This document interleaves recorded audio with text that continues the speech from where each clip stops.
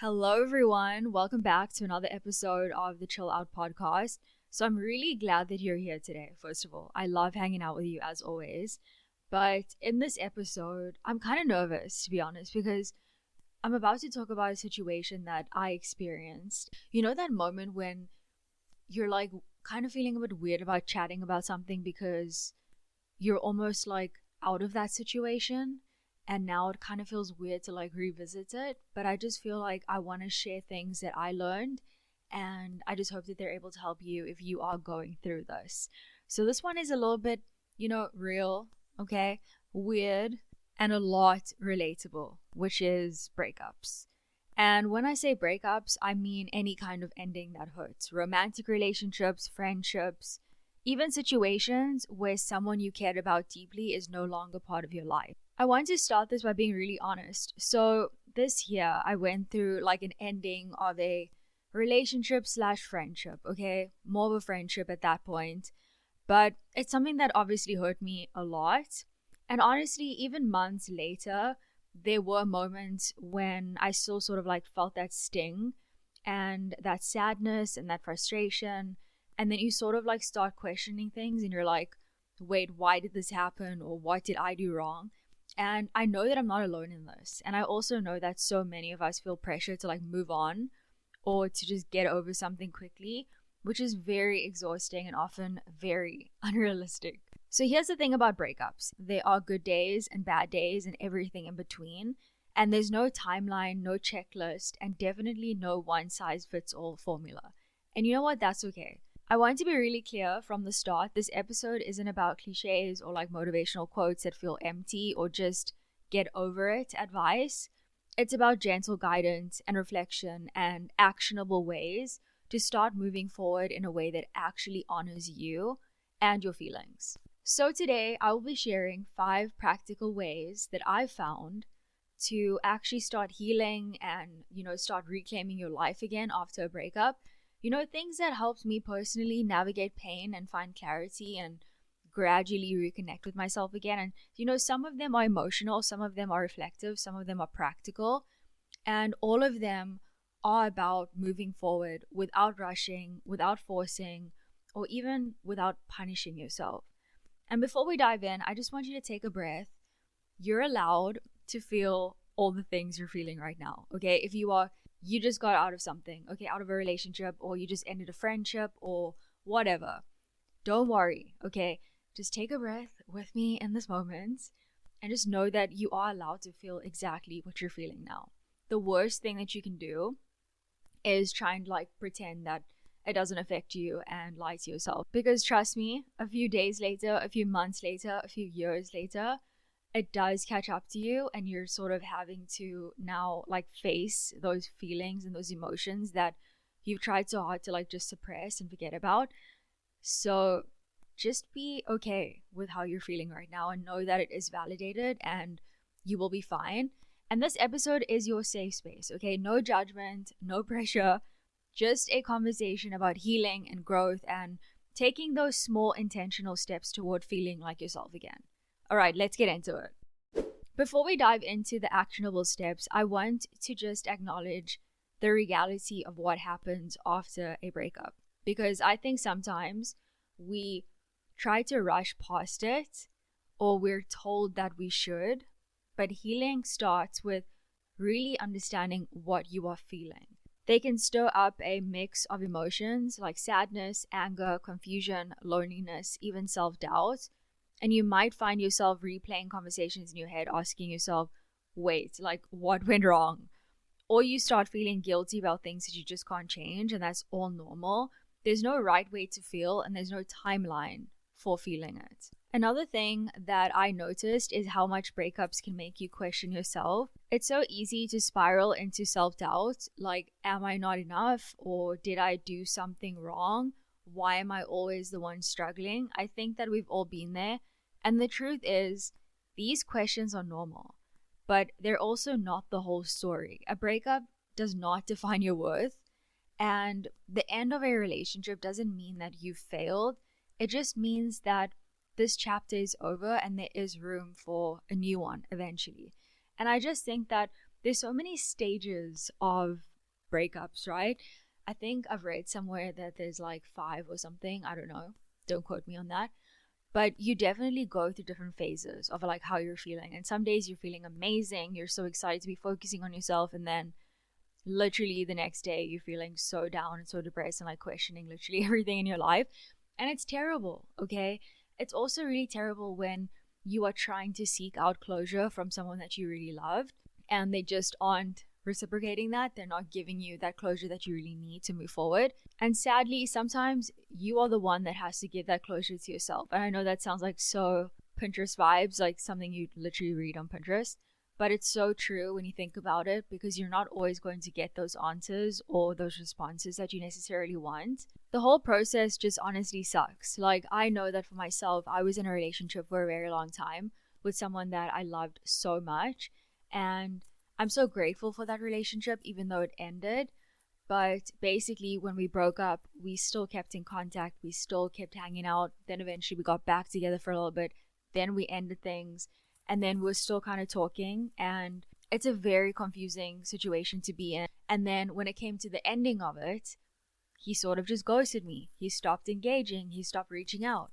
And a part of me was very hurt about that, because I just feel like when I'm the one being there for you when you need me, or when you want to reach out and I'm always there for you, it is a bit sad to like come to terms with the fact that not everyone is going to show up for you in the way that you show up for everyone else, and that's totally fine. And also, you're not going to get that closure from that person. So are you going to still linger in the past, want that person to reach out and give you that closure that you needed? But the thing is, sometimes it's just not going to happen, and the best thing to do is literally just move forward and give that closure to yourself and wish that person well. And that's like the best advice and lesson that I've learned from that whole situation. One of the hardest parts is definitely that grief phase from a breakup. It isn't just like emotional, it can be physical too. Maybe your energy dips, or your appetite changes, or your sleep gets messed up. Your body is sort of processing loss in its own way, and it deserves care and attention. But that's why in those moments, I've always reminded myself to just be gentle. And here's the thing, the silver lining I want to leave you with before we move into the actionable steps is that pain is not wasted. Yes, it hurts, it sucks, it's uncomfortable, but each emotion that you feel, each moment of sadness or reflection is a step forward to understanding yourself better, clarifying your needs, and building resilience. And that is the foundation for moving forward in a way that's actually healthy and intentional. So if you're listening and feeling the sting of a breakup right now, it could be romantic, it could be a friendship breakup, it's still hard either way. Just know that it is okay to feel all of it. You're not broken. You're a human being. And the steps that I'm going to share with you isn't about erasing the pain, okay? They're about guiding you toward healing one small step at a time and really being gentle with yourself. The first step that I want to talk about is really simple, but also really important. Give yourself permission to feel. After a breakup, our instinct is often to rush past the pain. We try to keep busy. We scroll through social media, or even convince ourselves that we should be over it by now, okay? But here's the thing. Healing doesn't work that way, okay? Just remember that next time you're in a mid spiral. The only way forward is through, and that starts with acknowledging all of your emotions, no matter how messy, no matter how uncomfortable they are. Because the fact is, when my breakup happened, I remember feeling this swirl of like sadness and frustration and confusion. And at first, I tried to distract myself. I would work super late. I watched TV all the time. I told myself I had to move on, but those distractions did not help. In fact, they made me feel worse because, like I said before earlier in the episode, those emotions I hadn't allowed myself to process kept bubbling up in unexpected ways.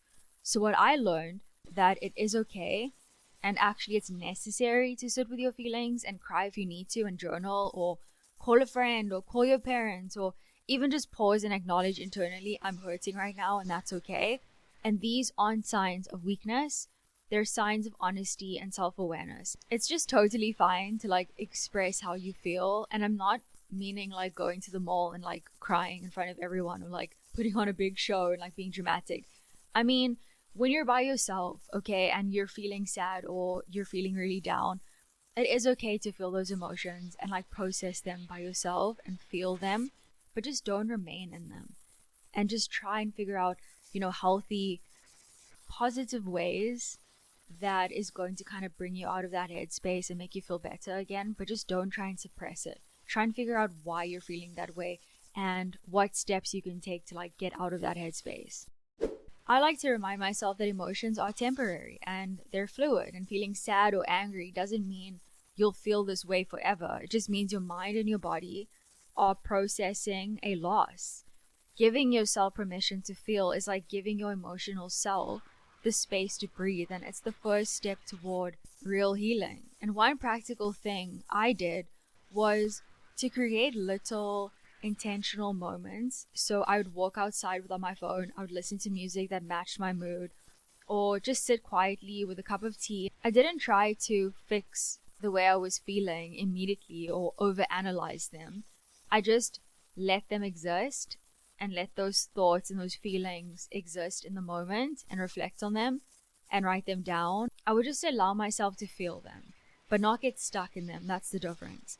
And over time, that has made such a huge difference, because I feel like I'm allowing myself to feel certain things, but I'm not giving myself the space to remain stuck in that situation or in that headspace. By actually feeling the things that I was feeling and not just like suppressing them or trying to like get them away from me immediately, I just tried to understand them, let them live in that moment so that I could feel it and then move on. Another thing that helped me was naming those emotions. Instead of just feeling bad, I would try to pinpoint it. So, am I sad? Is this disappointment or frustration or loneliness? Giving the emotions names gave them shape and made them feel more manageable to me. And it's a small practice, but it's surprisingly powerful.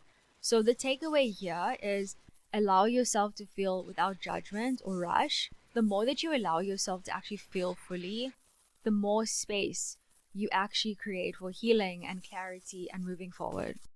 The second step I want to talk about is reflection, specifically reflecting on what the breakup taught you. And before you roll your eyes, just hear me out, okay? I'm not saying that you should blame yourself or overanalyze every interaction or spiral into regret.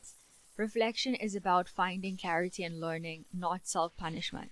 When I had a relationship that ended, I remember feeling very vulnerable and sad and overwhelmed, but eventually I started asking myself questions like, what did this teach me about what I want? What did I learn about my boundaries? What patterns do I notice in my relationships? And these reflections weren't about assigning blame to myself or assigning blame to another person. They were about gaining insight and reclaiming the lessons that I learned and all of that wisdom that I've now taken from that experience.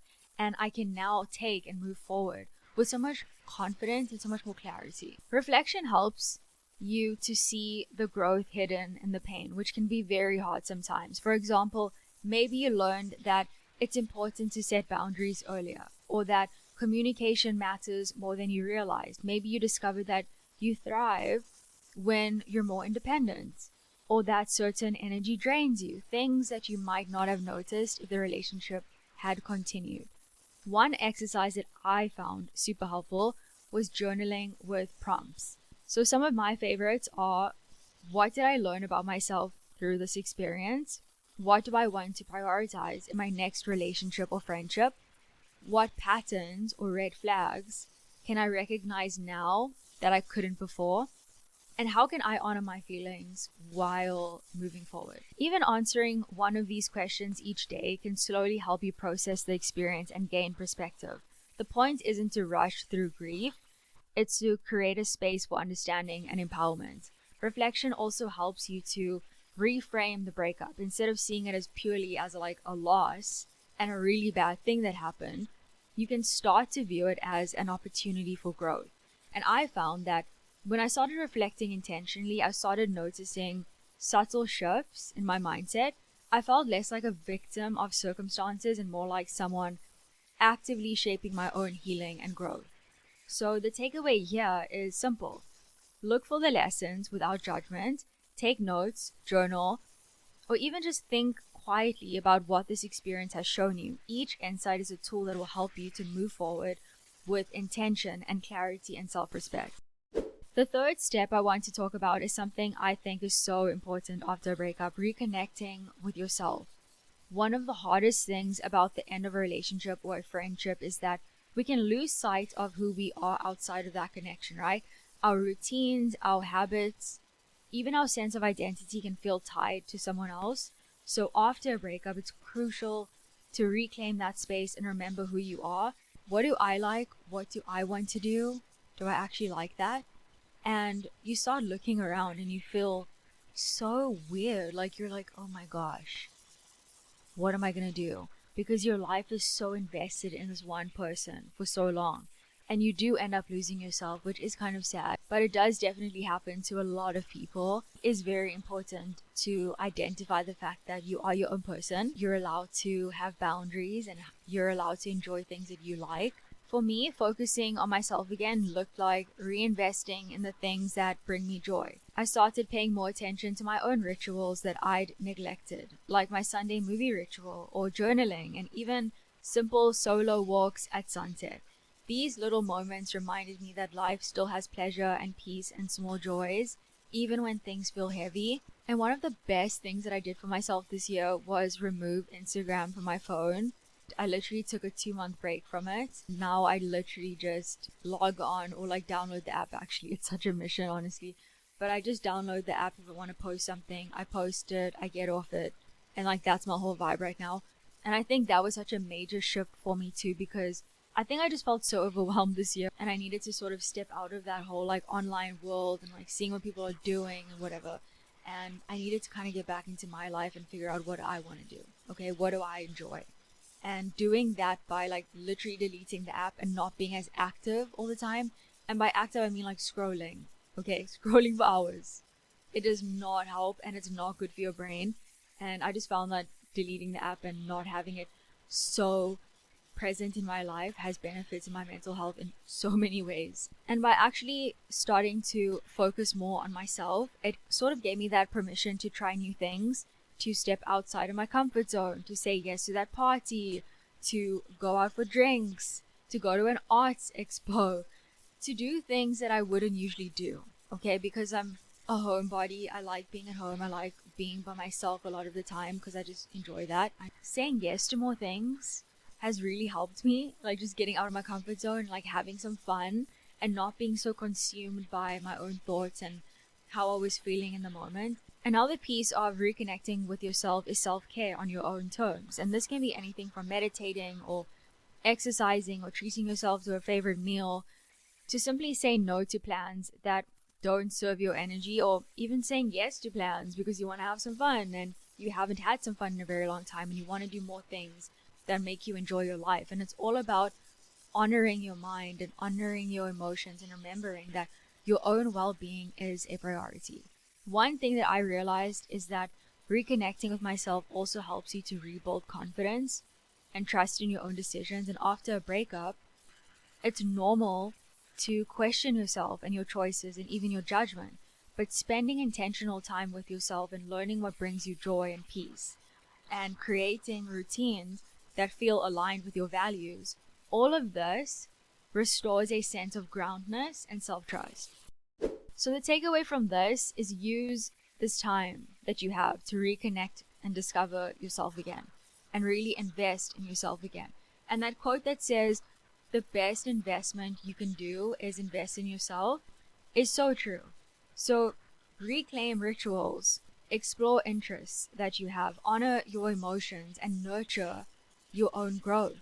The more that you reconnect with yourself, the stronger and clearer and more resilient you'll feel. And that foundation is essential for moving forward in a really healthy and intentional way. The fourth step I want to talk about is setting boundaries and letting go of what no longer serves you. Having a look at what everyone else is doing, or even engaging in conversations that stirred up old pain, weren't helping me heal. So I made intentional choices to rather create a space whether that meant unfollowing accounts or muting chats or limiting contact with certain friends or acquaintances.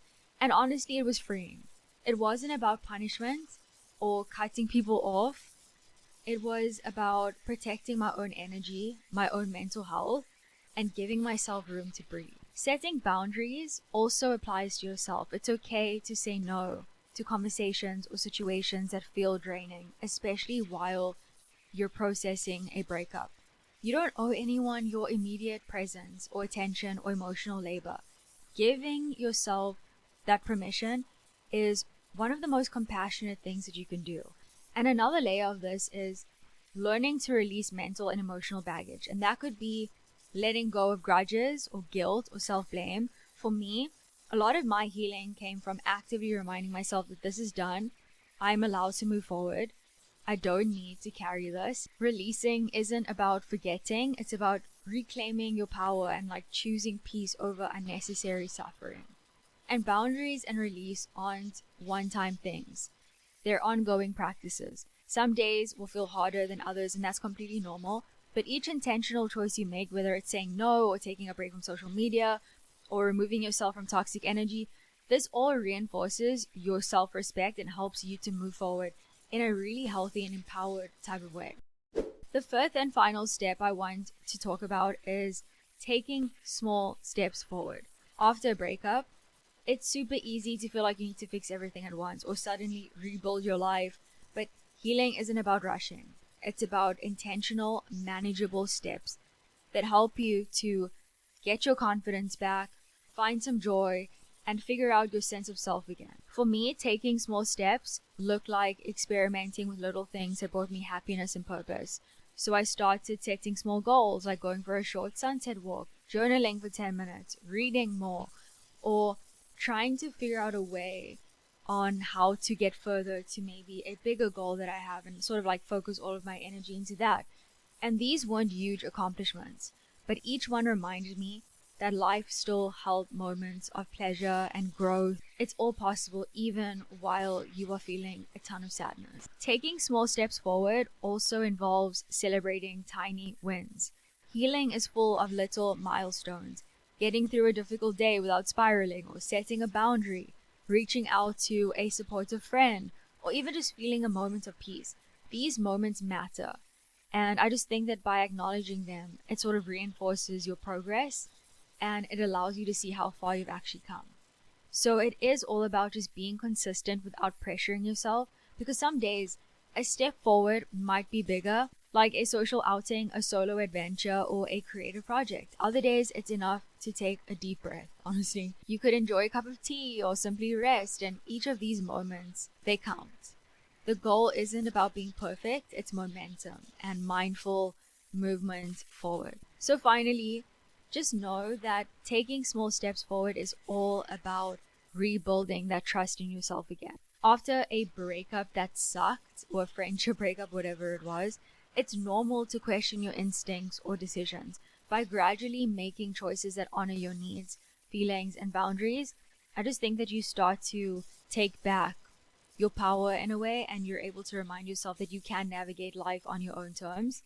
So focus on those small intentional actions that actually help you to heal and grow and feel okay again. As we wrap up today's episode, I want to take a moment to reflect on everything that we've talked about. Because look, breakups are hard. They shake us, they challenge us, and they make us question things we didn't even realize we were holding on to. So let's do a little bit of a summary, okay, on the 5 takeaways. The first thing is give yourself permission to feel, honor your emotions without judgment. The next step is reflect on the lessons. So look for those insights. Don't place blame on yourself or anyone else. The third thing is reconnect with yourself. So reclaim your interests and your rituals and your sense of self. The next thing is set boundaries and release what doesn't serve you. Protect your energy. Create space for things that actually make you feel good. The last thing is take small steps forward. Move intentionally. Celebrate those little wins and rebuild that trust in yourself, and know that things are going to be okay. And each of these steps is about being gentle. It's about being intentional. And just know that healing is not some race. Some days will feel like a step back, and that's okay. It doesn't erase the whole progress that you've already made. I want to leave you with something that I've been reminding myself a lot about my own healing journey, is the fact that you are not defined by this ending. It doesn't diminish your worth in any way. It doesn't take away like that spark that you usually had. It doesn't take away your ability to create happiness in your life. And this chapter may have closed, but there's so much ahead for you. Before we end off, I want to encourage you guys to give yourself a little bit of grace today. Maybe that's journaling or taking a walk, buying yourself a smoothie, binging a favorite show, or even going to McDonald's and buying a McFlurry. Honestly, those are amazing. And like, who doesn't like ice cream? Okay, ice cream makes everyone happy. So treat yourself, be gentle with yourself, whatever it is, it counts.